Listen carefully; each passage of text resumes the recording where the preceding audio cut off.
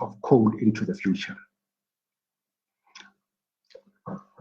We were not successful. But the opportunity lost there is that Eskom did not understand the rationality of taking over the Optimum mine and the Komati mine for itself. In the Optimum mine, there's 2 million tons, there's 12 million tons in the pit. Hendrina alone uses 6 million tons. The 6 million tons would then take it to Arnold and Kriel. And all that would target to do at a cost below 350 rands per ton, at most 400 rands per ton. And the reason for that is because we appreciated that the cost of taking coal out of the pit was not more than 350 rands per ton. So we should move, take over Optimum, take over Komati mine, and make sure that the cost of coal does not exceed 450 rands per ton.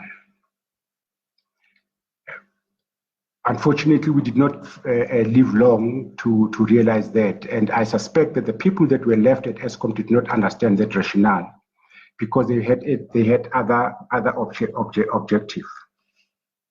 The important part of taking over the Komati mine called Korenfontein was that not only will we have access to the 12 million tons of coal in the pit at Optimum, and 6 million of it will use for Hendrina, and 3 million of it we will use for Arnold, and the rest will use for Komati.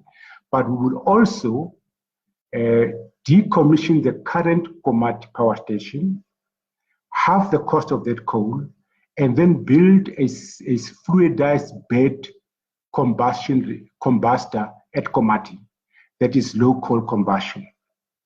That creates a future for Eskom. We again lost that opportunity. We also, in mitigating for the coal, pushed very hard for a nuclear reactor, which is high temperature reactor.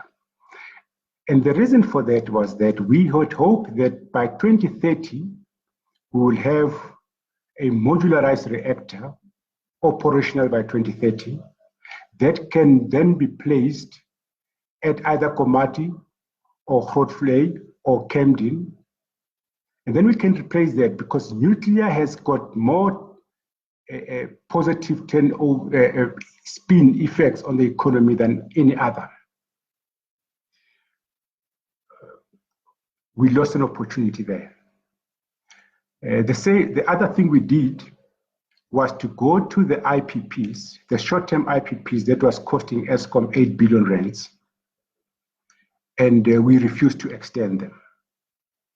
That proved to be a good decision because we did not extend the short-term IPPs from April 2016 to March 2018, and that was 807 megawatt, and we were able to keep the lights on without burning diesel.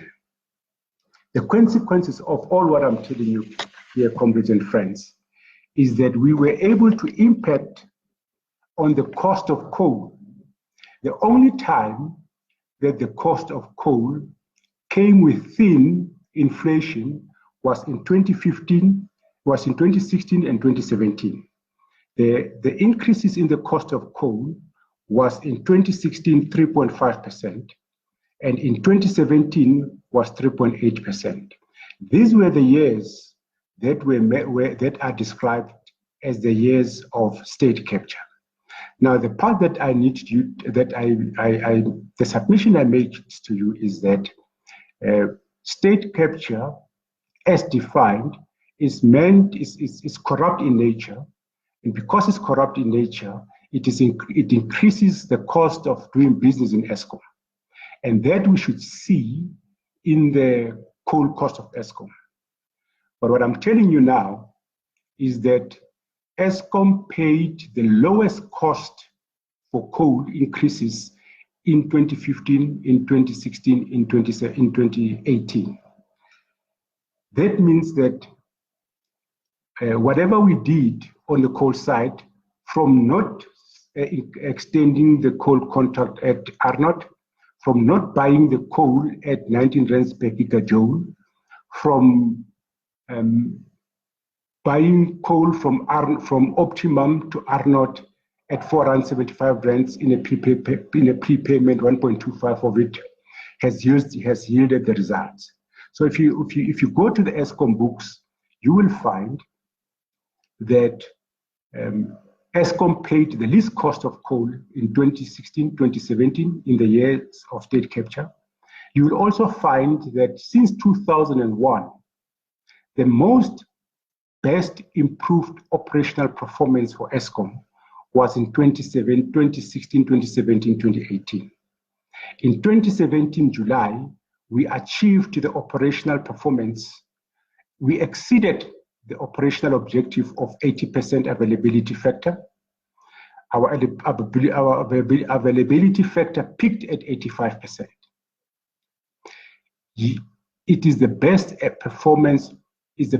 performance improvement for Eskom in since 2001. There's another part to it, that in 2017, the World Association of Nuclear Organization went to Quebec for an independent assessment of our nuclear performance.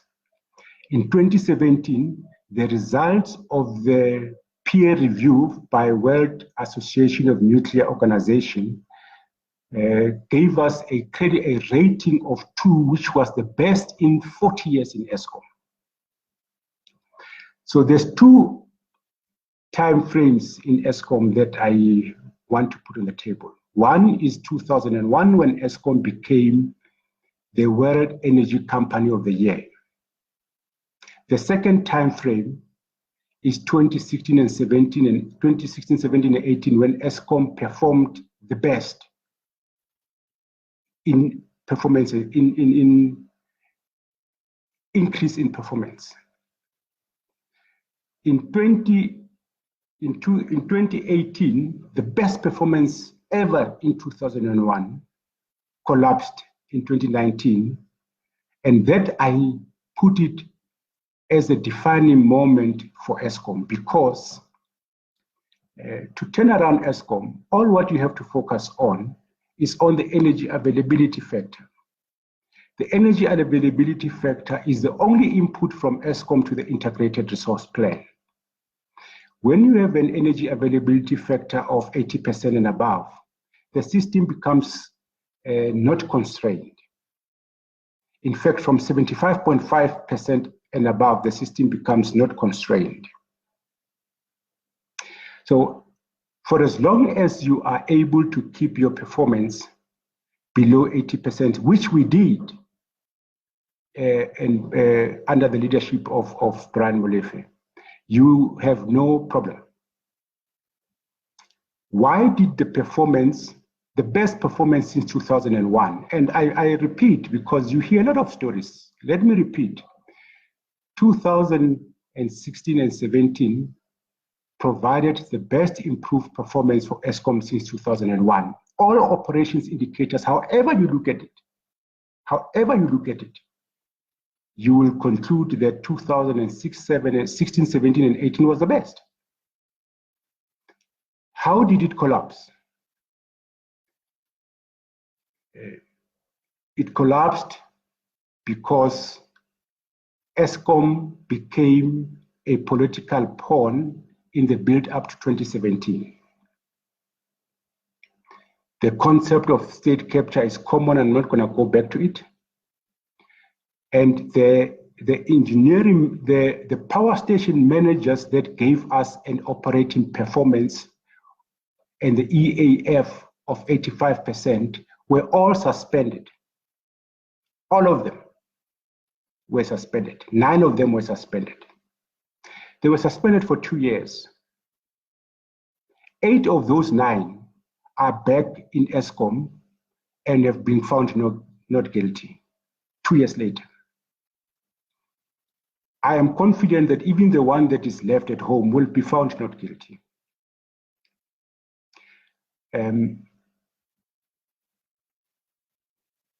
I've been classified as part of state capture, and I don't want to be part of that. But the important thing is that I have not been approached by the police. I've not been approached by the law enforcement agencies on state capture.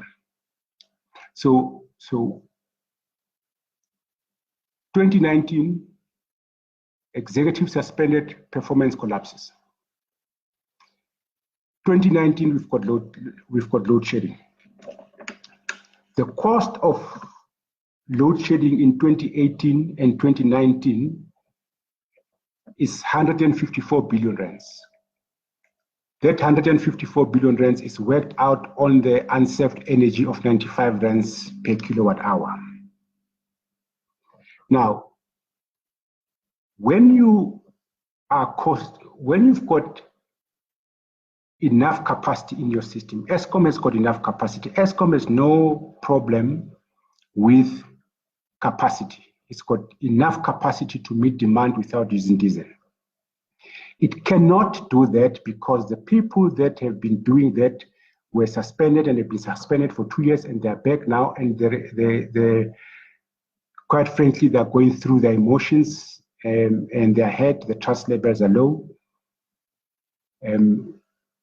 How does government respond? Now, the government of the day, in their pursuit to deal with what they call state capture, have done anything and everything they thought they can do to fix Eskom. But Eskom performance on paper is worse. Now, consistent with the white paper of 1998, and this is where I'm going back to it, I make a submission that says government has done the best that it thinks